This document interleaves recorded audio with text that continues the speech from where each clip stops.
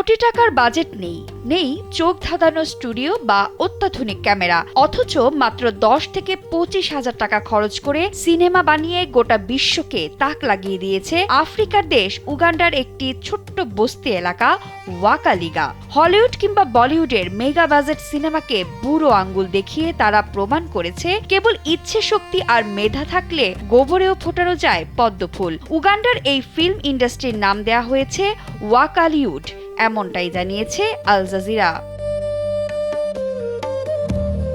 2005 সালে আইজ্যাক নাবোয়ানা নামের এক স্বপ্নবাজ তরুণের হাত ধরে যাত্রা শুরু হয় ওয়াকালিউডের। রাজধানী কাম্পালার এই এলাকার যেসব সাধারণ মানুষ একসময় অভাব আর অনাহারে দিন কাটাত, এখন তারাই এই ইন্ডাস্ট্রির তুমুল জনপ্রিয় অ্যাকশন হিরো। আন্তর্জাতিক সংবাদ মাধ্যমগুলো থেকে জানা যায়, হলিউডের মতো তাদের কোনো আধুনিক প্রপস নেই। রকেট লঞ্চার বানানো হয় সাধারণত পিভিসি পাইপ দিয়ে, আর বন্দুক তৈরি হয় ফেলে দেয়া লোহা লক্কর ও কাঠ থেকে। অ্যাকশন দৃশ্যে রক্তপাত বোঝাতে তারা ব্যবহার করে লাল রং ভর্তি কন্ডম। এমনকি গাড়ির পুরানো জ্যাককে তারা ক্যামেরার ট্রাইপড হিসেবে ব্যবহার করে। তাদের এই নিজস্ব স্বকীয়তার অ্যাকশন সিনেমার নাম দেওয়া হয়েছে কিন্না উগান্ডা।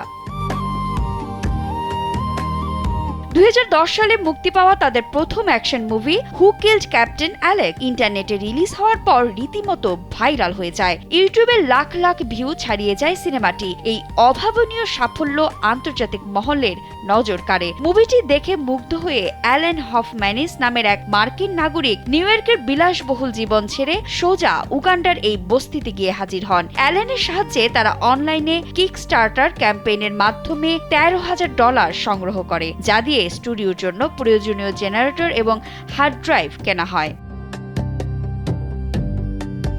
আইজ্যাক নাবোয়ানা বলেন, ওয়াকালিউড শুধু অ্যাকশন মুভি বানায় না, এটি আমাদের এলাকার মানুষদের একটি নতুন জীবন দিয়েছে। এই স্টুডিও এলাকার বেকার যুবকদের শুধু সিনেমাই শেখাচ্ছে না, থাকার জায়গাও দিচ্ছে। দিনে যেখানে শুটিং আর রিহার্সাল হয়, রাতে সেখানেই স্লিপিং ব্যাগ বিছিয়ে ঘুমায় নতুন অভিনেতারা। ওয়াকালিউড শুধু উগান্ডার নয়, গোটা বিশ্বের এক জীবন্ত অনুপ্রেরণা। অর্থ আর আধুনিক প্রযুক্তির অভাব যে কখনো মানুষের সৃজনশীলতাকে দমিয়ে রাখতে পারে না, ওয়াকালিউড তার সবচেয়ে বড় উদাহরণ।